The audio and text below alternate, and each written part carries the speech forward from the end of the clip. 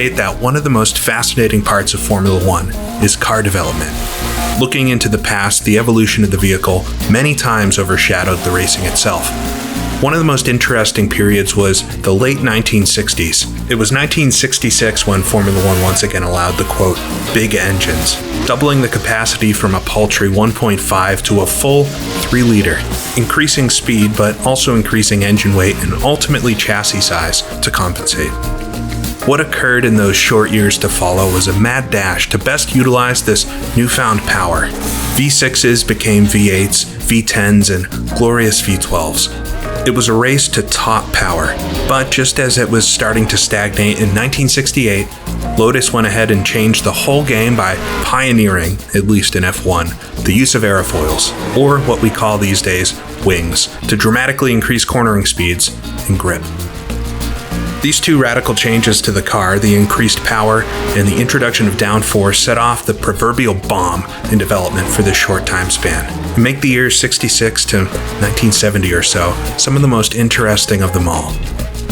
We have plenty of ways to relive this era in sim racing, from the excellent Grand Prix Legends with race-by-race mods to AMS2, rFactor 2, Assetto Corsa, name your sim, all with different mods and add-ons to give you the impression of the time. But today I've got an interesting one to show you, one that lets you, at least somewhat, take part in this development and experiment and discover what this evolution was really like. This is the F160s mod for rFactor 2 by ChiefWiggum. The F160s mod brings cars from the late 1960s to rFactor 2, spanning from 1966 through 1969 or so. The mod itself features many recreated vehicles for you to drive or race against, but you may notice, although detailed in model, they all have a specific look to them, almost as if they're pieced together to a point. And that's because they are.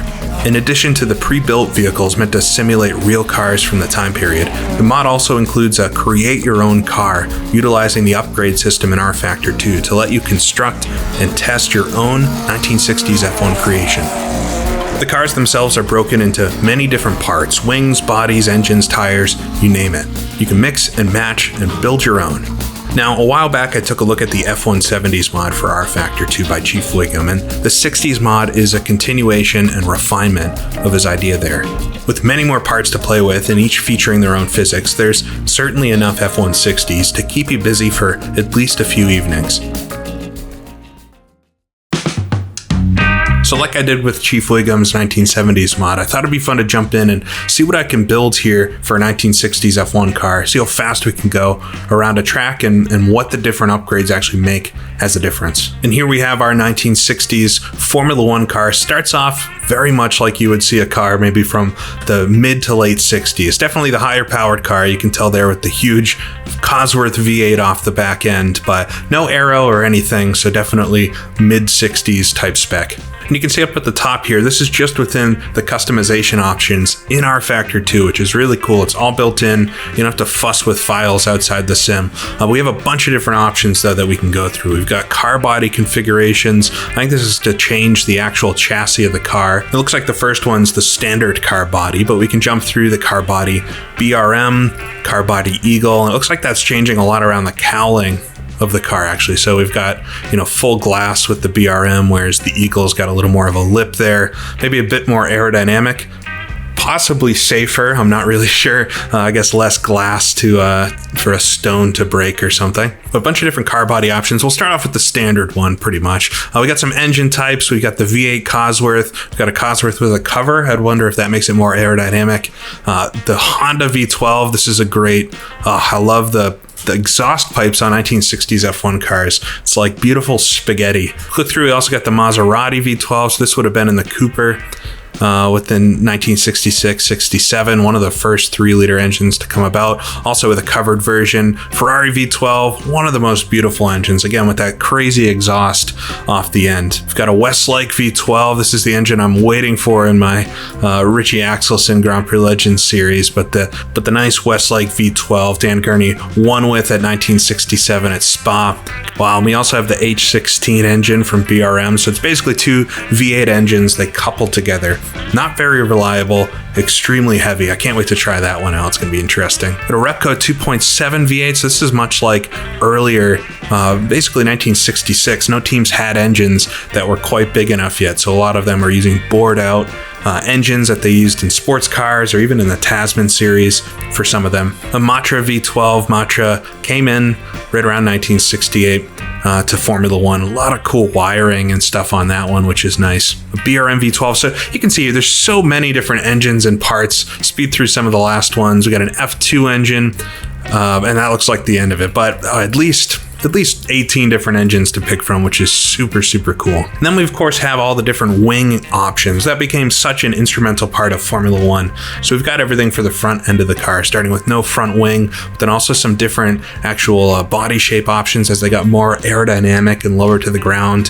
Oh yeah, I got the nice fat Cooper nose. I love when my cars look like big, largemouth bass. Eagle nose as well, BRM nose. So basically a nose for each make overall. Then we start getting into some of the wings and things. I won't spoil all these yet, but this is where we can adjust different spoilers and all of that would go in the front. We have the same thing for the rear of the car, so we can start adding these big wings.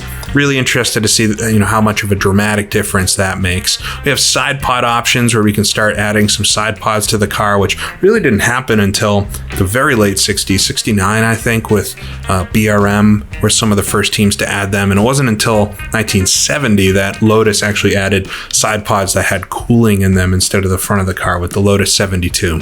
But just a couple side pod options, which would fit for a 1960s mod. The side pods really weren't a thing up until then. Some different style mirrors like we did, so we can get different types of rear views. Probably need to change that depending on the type of chassis we're running. Different types of helmets. We do have different steering wheel and cockpit options. Try out some of those as well. Different dashboards, and then some tires. And I looked through these really quick, so I was curious to see if they included any slick tires, but slicks also weren't a thing in F1 until the very early 70s. And so these are just three different tire compounds. I believe ChiefWiggum goes into that they actually perform a bit different for the different cars overall too, but Firestone, Goodyear, and Dunlop. So figured we can get started with something relatively simple. So I've tried to build the very early 1966 Eagle with the 2.7 liter V8. So not quite 3 liters yet, probably one of the lower powered engines as a part of this mod. I've got the Eagle chassis on there, the Eagle car body and everything, but we'll get out and do some laps and see how this car handles without much aero. And for our testing ground, I've brought our little car here to the Palace, Crystal Palace in London. This is a 1969 version of the Crystal Palace circuit, beautifully brought up to rFactor 2 standards by Fab over in the Steam Workshop. Crystal Palace by the end of the 1960s was a tiny circuit, just 1.25 miles in length, which circled Crystal Palace Park and Stadium. Racing began at this circuit in the 1920s and ran consistently through the 1950s into the early 70s. High speeds on this tiny track ended up being its demise. The Formula 2 lap record was over 103 miles an hour by Mike Halewood on the final F2 meeting of 1972.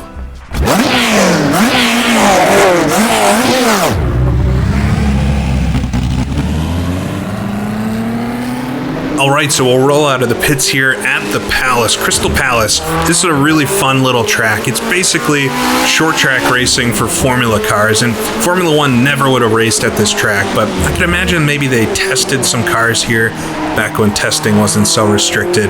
Definitely a Formula 2 type track, touring cars, smaller Formula, that type of thing, but basically 4 corners here, and we'll come through Park Corner and onto the back straightaway, Stadium straightaway. You can see the huge stadium off to the right there, and I believe that's for soccer or football. We'll come to the end of the straight then, into a banked corner, down to 3rd gear.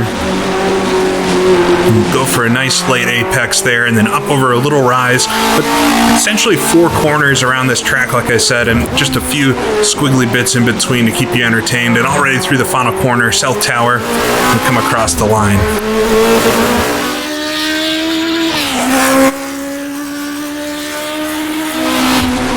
right, so Mike Haywood has the record around this track from 1972 in a Formula 2 car at 103 miles an hour. So that should be about a 42 or 48.3 or 4, I believe, 48.4.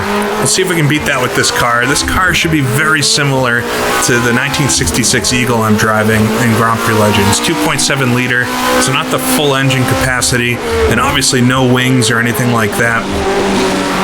Come through the banked corner, still driving quite slow. Need to get those tires up to temperature. One will come hit the curb there. Down to second gear for the final turn. Just lock up on the right front. And I can tell the suspension feels very stiff. I'm not going to make any setup adjustments throughout this video. 49.7 there on the first lap. Want to try the car with the same setup, although you would absolutely change the setup for each different component you put on. But just to keep things very, very much the same so we can see what the different components actually do.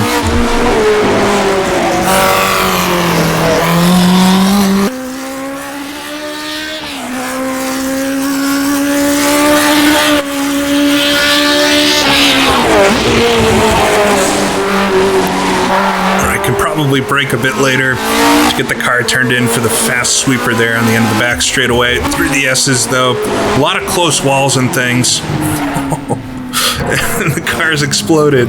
Oh my god. Well, I didn't expect that to happen. I guess we'll reset and try again. Alright, these things happen when you're testing a Formula 1 car, so maybe overheat a bit there, but we'll try to get some good speed going here and set a good lap. Oh, I got cold tires again. Of course, rFactor 2 is great handling and everything on display with these cars, but I can definitely feel the suspension is very tight in this car, and maybe something you can adjust, but feels like it's geared more for downforce. That's a big change that these cars had. As soon as they got downforce put on them, they really stiffened up the suspension. They're able to lower the ride heights a lot. The cars didn't travel nearly as much. So feels like the car's a bit more set up, waiting for some wings to be added to it. We'll see how we can get it to handle here without any downforce to help us.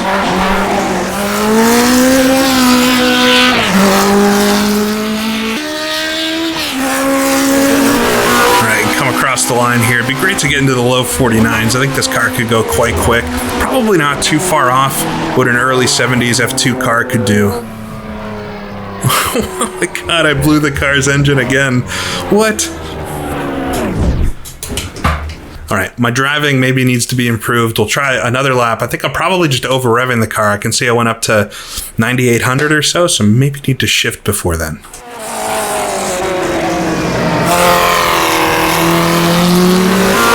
So we'll try to keep it under $9,000 and see if we can get away with it. But I was just thinking it might be the engine paired with this chassis or the Eagle inlet on the front, although it should be very similar to what was run in 66. Maybe it's not quite enough cooling for it or something like that. I didn't even think about it, but we'll see if we can get through at least a lap to set a relative time, revving it a bit lower. Ooh, a big understeer there.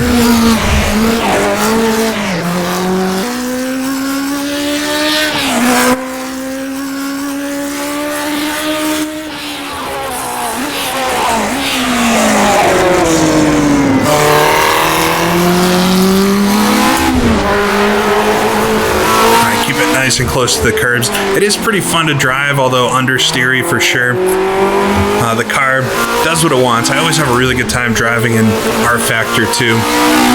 Once you get everything set up, and this track's really well done. It's a conversion, I believe, from some of the older sims. Over-rev just a little bit there. It's a conversion from, I believe, Grand Prix Legends originally, but clearly spruced up quite a lot. Just hit the rev on the tack there. Come through the final corner, though. This will be my best lap yet, and I'll see if I can do one more before it grenades on me. Oh,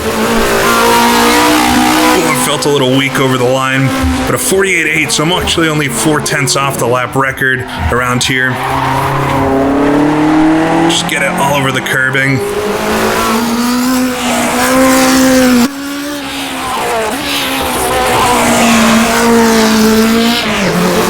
Gears down the straightaway here. Will be a really fun race, or a place to watch a race as a spectator. Down to third gear. He's so close to the cars. There's some great videos of folks watching some touring car races around this circuit with Jim Clark and some others sliding their Lotus Cortinas here. All right, but come out of the final corner. It should be a little bit faster, and I haven't exploded the car yet. So Gurney will be happy with me. There it is, 48.1. So not going to be much suspense in this video to wait for the lap record to be broken, but we're racing a Formula One car here, so maybe a bit different. The track itself as well could be completely different than it was in real life. But yeah, 48.1 with a car seems very fragile, but we'll make some changes and see if we can improve it.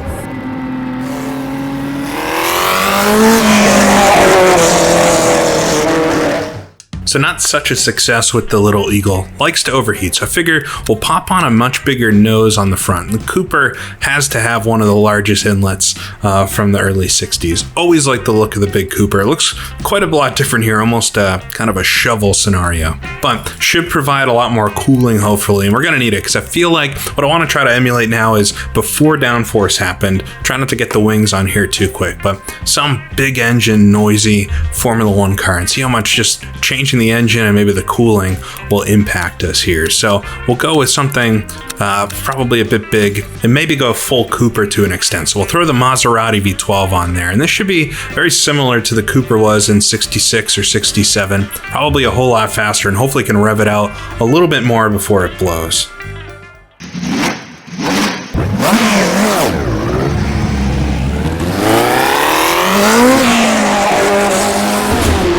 Rolling out of the pit lane then in our fake Cooper T81, big V12 in the back, you can hear it. I did notice in the garage setup it says this car can do 9,900 RPM at redline, whereas the Eagle Climax we were just driving, or the fake Eagle Climax, could do 9,500. So we have a few extra RPM, but cool to see that the engine changes actually change that type of stuff, and also changes the music you get as well.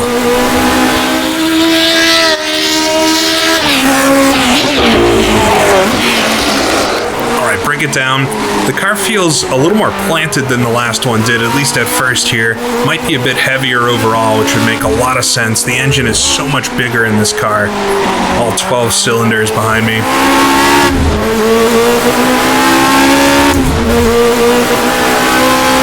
Come across the line to start a lap. We'll see what it does right out of the bat. I think it'll take a couple laps with each version of the car to get the tires up to the right temp to have the max grip. There we go. Get it through the curves here. Still handles pretty well. Cooper was pretty famous at this point for just having such a big, heavy car, but it was one of the first that had the full 3-liter capacity engine, so they really took advantage of that in 66 and 67 and had a few good races here and there, but it really was the twilight of Cooper in Formula One. Alright, saved it.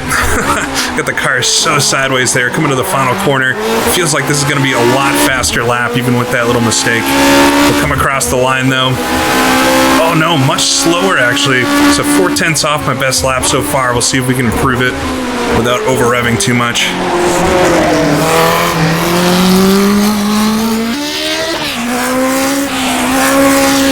Definitely a lot more power in the car, and have to be careful with my right foot not to spin the rear wheels too much coming out of the corner. All right, on the straightaway now, though.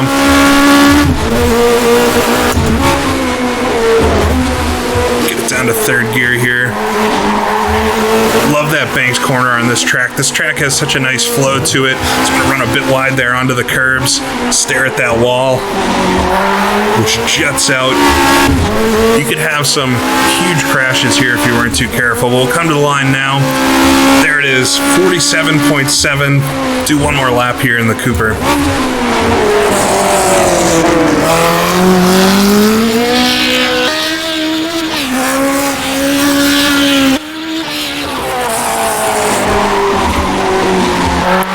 Holding on to the steering wheel as it wags back and forth. Still quite predictable in sliding, though. It's actually a little bit easier to handle than the Eagle was. just with a little less horsepower.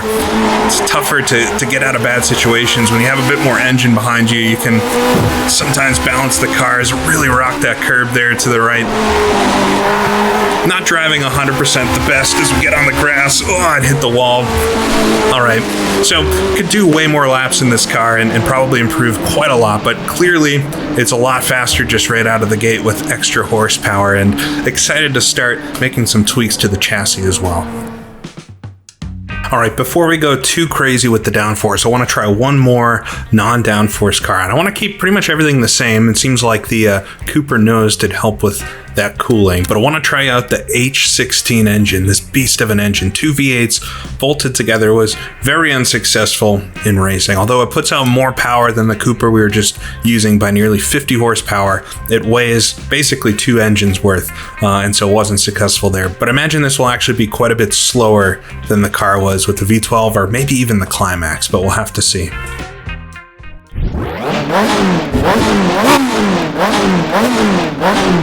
Just listen to the sound of this, as I haven't even left the pit stall yet. We'll pull out though.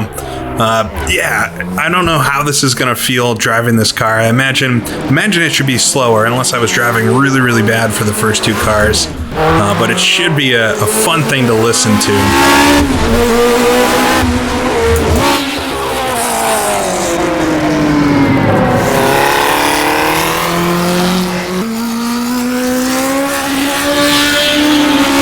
Yeah, so the car is understeering quite a lot.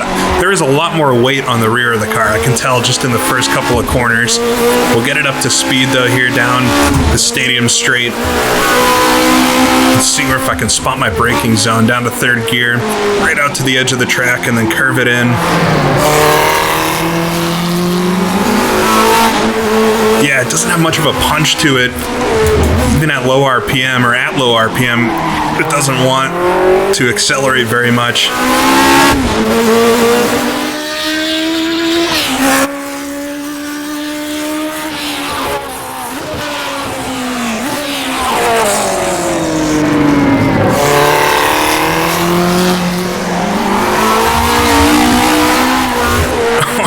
The car's all over the place. It's really hard to control. So this car actually had a 6-speed gearbox in real life, and part of the reason for that is just how sluggish it is at slow speed.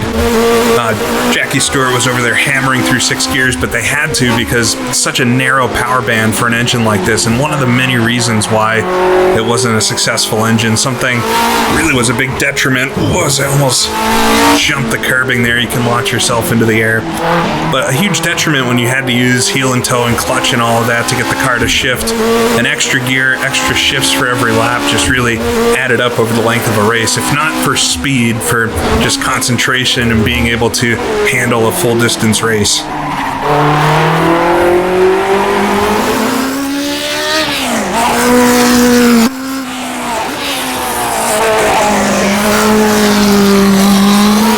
So our first lap out there, 49.7, but tires are still coming up. We'll see if we can beat, I think, the 48.1 that I did with the Climax, or then the 47 that I pulled out with our V12. That lap wasn't the best with the Cooper. I'm sure I'll get a few comments about that, but should still pretty easily beat this car, I'd imagine. Down to 2nd gear, right front locking up. Probably need more suspension adjustments for this, but come across the line, we'll see where I'm at. Oh, 48.3. So it's still beating the lap record around here, even with the H16, but you can tell it's quite a lot slower than the other cars. We'll try to finish this extra lap out here.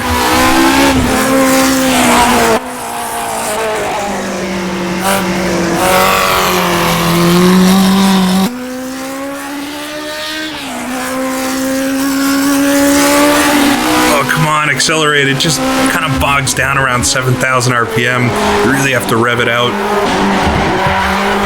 Clobber the curb on the inside, try to cut this one a bit better. There we go. Still bouncing off the curbs, but it's all fair. Coming to the final corner. Slide it just a little bit. I'll be 2/10 up maybe on this. Maybe can match the Climax time. There we go. Come across the line. Oh, 47.8. I think it was a much better driven lap than I did with the other 2 cars thus far, but a lot more work to handle this car around the circuit, but kind of a lot of fun. Sounds different too, which is neat to hear. All right, fun driving this one, but I think I'm ready to bolt on some wings.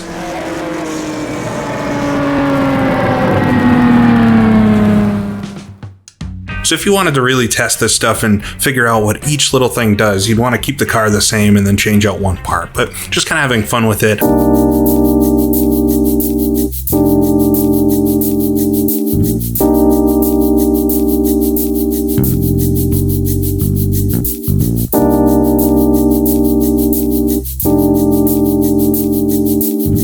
Want to jump ahead quite a bit, and I've thrown the Matra V12 engine in it. Successful engine in itself, powered Jackie Stewart in 1968 to quite a few victories. But I do want to take a look to see how the wings feel in this. And up to this point, all the cars we've driven have been downforce free. But if we jump through some of the different noses we have here, these are still without any wings. But there we go. Jump into the Matra. And to start things, we do have all the 68 low wings, I guess, up front. But we also do have a high front wing. And that's really where downforce started. The Lotus 49, the first race with downforce, did have lower wings. But then after that, they seemed to all shoot up for most of 1968 and into 1969 before ultimately those were banned. But kind of fun, outrageous looking. We'll do the same thing on the back. We'll put the high wing up there and we'll see what this little V12 missile can do with some downforce.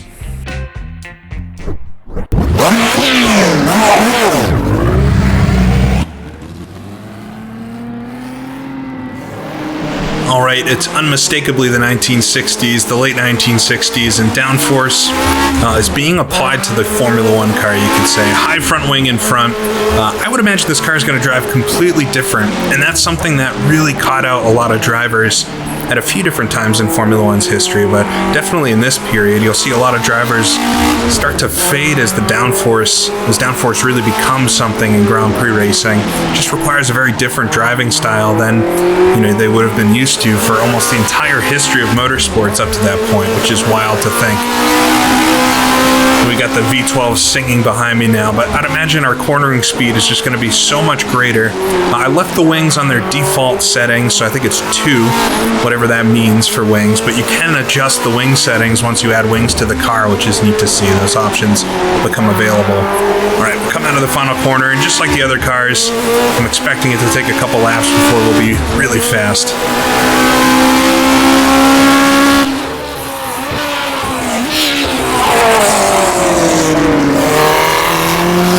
A lot of brake lock up there into the first corners, which I really didn't get quite as much of that without the downforce, but you can imagine the car's being pushed into the ground a lot more. I accelerate away from it. Can already feel like it's my first lap out, but I have a feeling we're going to be pretty competitive here. Down to third gear. Oh, locked it up. Oh, onto the grass. So like I said, different driving styles, clearly. Car getting away from me there, but definitely has a lot more grip. This lap's kind of a throwaway one, but the tires should be nice and up to temperature now, so we'll see what we can do here. Down to second gear for the first corner, a little bit more gently on the brake there, trying not to lock up the tires quite as much. Still understeering quite a lot. It could adjust the downforce now though to help remedy that, as well as things like the anti-roll bars. A bit slower through the beginning of the lap on this second attempt, but hopefully won't spin out here this time. Down to third gear. I think I just nipped the grass on the outside there last time. Oh, and understeering so much. Touch the curb there. Come through the final corner. So this lap will obviously be a lot quicker than my last one, but let's see if I can do one more here. Try to get as much as I can out of the car, because that wasn't even that good. 48.9. Down to second gear. A bit late on the brakes there into the first corner, but just held on to it. Downforce helping me out.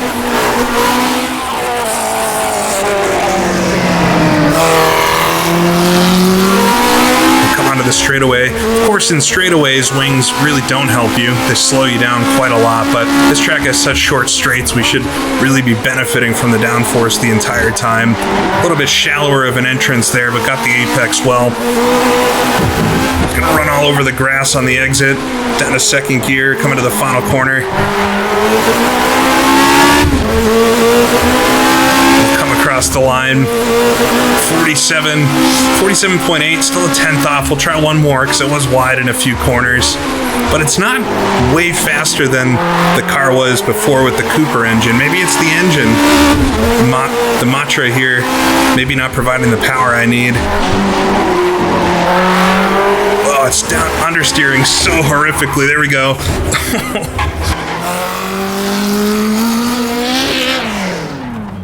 Yeah, crashing out there. Man, so the car itself not really handling quite so well with the wings. Maybe make a quick adjustment.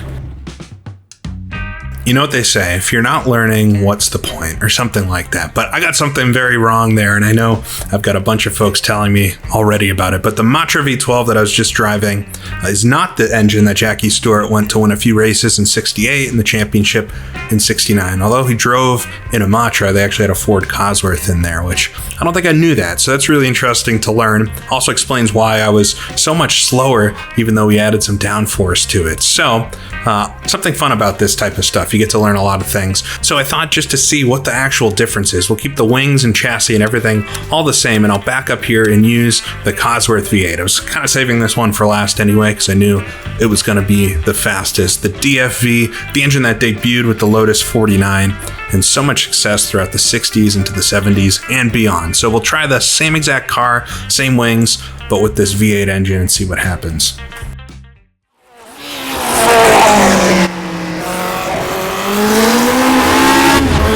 So coming out of the final corner and come across the line to start our lap, we can already tell just how much faster this engine is overall. A lot of acceleration from it. It's probably the key defining quality, but it also should be a bit lighter and more horsepower overall, so it's just better all around. Kind of blew the first corner there. Maybe do a couple laps, get the tires up to temperature and everything. Or run a bit wide as well on the back straightaway. Still understeering a lot with the wings. Same downforce setup I had before and everything. Just with a totally different engine, but you can feel it on the back straightaway. Just so much faster there. We'll come through the end of the lap, through the chicanes, right up to the wall there, down to second gear, and come through the final corner. Up the gears, come to the line, see what this first lap is. 48.1. All right, we'll try not to blow a couple of the corners. Down to second gear for the first turn. On the accelerator early, get the rear end to come around a little bit. All right, down to second and onto the back stretch. Right out into the dirt, but accelerating now. Pretty much even with my last lap so far. Just past the 100 marker there on the right.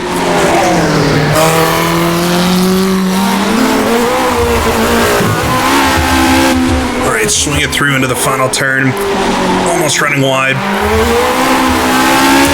We'll try one more lap at it.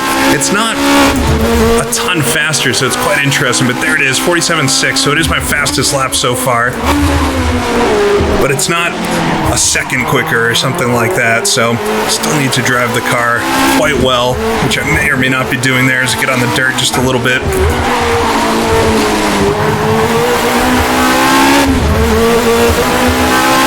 All right, all over the track here.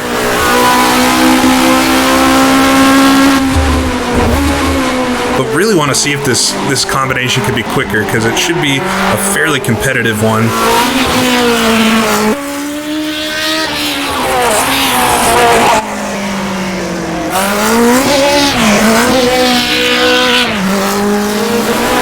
All right, come across the line. One more lap, of course. Always one more until you get a good one. But really should want to just do a decent lap in this to give it some justice and see where it sits alongside that Matra V12. Maybe not quite as bad as I thought it was originally. I come through the S's here, nice and tidy. It's easy to overdrive the car around here. It's such a small circuit, but a fun one to test on. All right, a 10th up through the first part of the lap. Come to the end of the straightaway here. For rev just a little bit. Bit more bulletproof though than our climax was at the very start. All right, knock into the curbs. Pretty quick through there, though. Come into the final corner, still locking up the front tires. But there we go. Come out of the final corner. This should be a bit quicker. Up to fourth gear, across the line. Whew, 47.1. All right, that's what I was expecting it to be. Quite a lot faster, and clearly the quickest car so far out of all of them. But still quite a lot of work to get it around this track, even with the downforce. But this was very early days for downforce. Be interesting to see what would have happened with high wings since they were banned, and maybe they actually were better. Fun little car to drive, though, and the V8 definitely is the best engine driven with so far. All right, so clearly this Matra with the Ford V8, the best engine of the 60s and the 70s, is a bit better than everything that came before it. Definitely better than that V12 Matra. And if it drove it maybe as well as I drove some of the others, could even do better than I did. But low 47s now, which were so much quicker than the real record. But maybe want to go all the way now to the end of the 60s, early 70s, and kind of max out what we can do here. If we look at the front end, we've got the high wing, and of course they moved it down to the low wings as well. The low wings came in even before F1 outlawed the high wings, but of course after they did that, they fully moved to them. So if we progress to the end, get into some of the 68 low wings, and we'll see kind of where things end here, probably with 69. And I always like the Brabham front end, so maybe go with that one. But yeah, 1968, 69 Brabham front end there on the car. Looking at the rear wing, we kind of can move the wing down, scooch the wing down with each setting as they move down towards the rear wheels being not so high. But yeah, over the engine, over the middle of the chassis, there were some cars like this. The Ferrari in 1968 and 69 had stuff like that. But yeah, move the wing all the way back. Oh, we have something like a Monza rear wing for the car. Very low. Very, very low to the rear of the car. They actually ran without the rear wings quite a lot at Monza, even into the 1970s. But we'll pick kind of all the way back. Yeah, and there's your Lotus 49B type rear wing. Really wide. It's really what all of the rear wings were come 1970 or so. So with the rest of the options, I guess we'll add on some side pods just to make it look a little more like a late 60s, early 70s F1 car. Maybe change our mirrors up to be the standoff mirrors like that. And overall, so we have a car very much now that looks like the other end of the decade from where we started. But we'll see how fast it is, see how it compares to everything else we've driven. I love the progression in the cars in the mod like this, where you get to see every little change to them overall. It definitely feels like a totally different car than what we started out with the low wings. And for what it's worth in my money, I really like the late 60s, early 70s F1 cars, especially once they went to the low wings.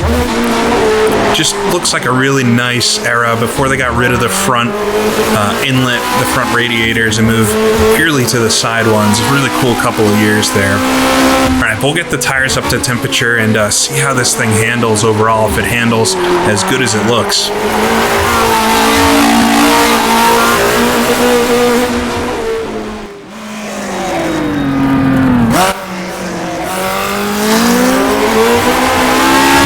So out onto the front straightaway, did a couple slower laps just to get the tires up to temperature, and we can see what this thing can do. I can already tell it feels pretty good.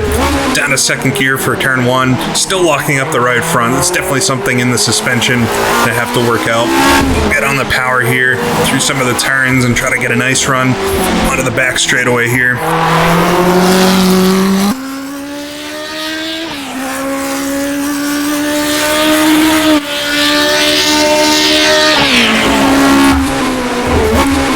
On the brakes, try to find the apex, slightly wide but not too bad compared to how I have been doing. Just thread the needle here through the end of the lap, down to second gear. A little bit of curb on the inside, but not such a bad run out. And we'll come to the line here and see what it is. Come across 46.9. We'll go right onto another lap, but fastest lap so far. Yeah, no doubt, this car feels so much better to drive than everything else that I've driven so far.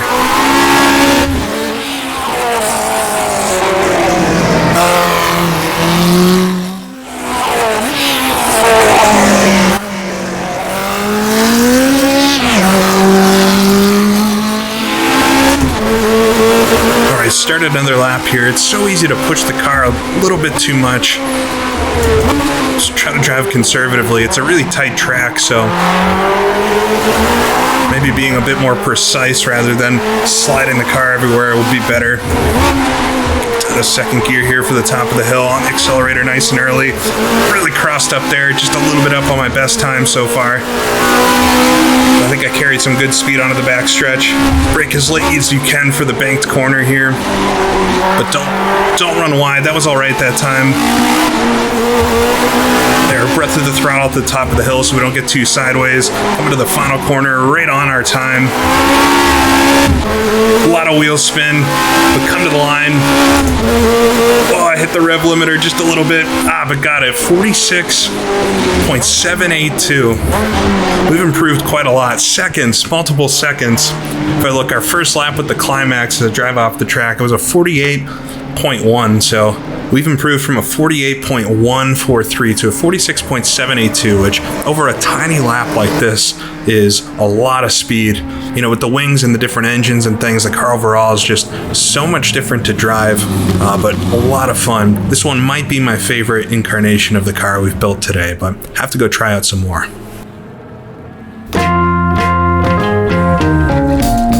So just as tough to drive as ever, and maybe a predictable result with this car being the quickest one, but seeing the progression of the car and how it drives, not only how fast it is, but how it corners and accelerates as you change the engines, as you change the wings, is really impressive. I think the thing that amazes me the most is how short of a time frame this all happened in real life. Between 66 and 69, all the iterations of the Grand Prix car that we just saw, it took place. If you went to a Grand Prix and maybe took a year off and came back, you maybe would hardly recognize the cars from year to year. The progression and the technology was just absolutely amazing.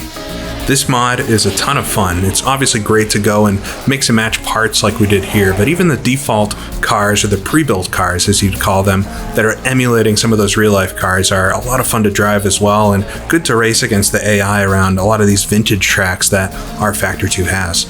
It would be really neat to see a league try to utilize a mod like this and come up with some kind of system where different drivers could afford to buy or earn different upgrades to their car. I don't know exactly how you'd do it, since the fastest drivers, if you did it off winning, the fastest drivers would just always get quicker. But I'm sure someone out there is smart enough to figure out a way, and having different teams have different parts at different times, it would really add a lot of authenticity to racing in this time period for an online sim league. So I think I've got more than a few evenings of parts left to experiment with, but I hope you enjoyed just a random selection of what you can do with this mod. I didn't mention it up to this point, but this mod still is a beta, and ChiefWiggum is still developing it. So if you enjoy it, let them know about it. Maybe they'll add in some more. I've also seen some development, again, on the 70s mod and even an 80s mod in a similar flavor. It would be kind of neat to mix and match ground effects and turbos and just see what happens. But until then, I hope you enjoyed this. Let me know if there's any combinations that you've found that work really well, or any other track or car combos that you think really deserve a look. This is GP Laps, and I'll see you all again next time.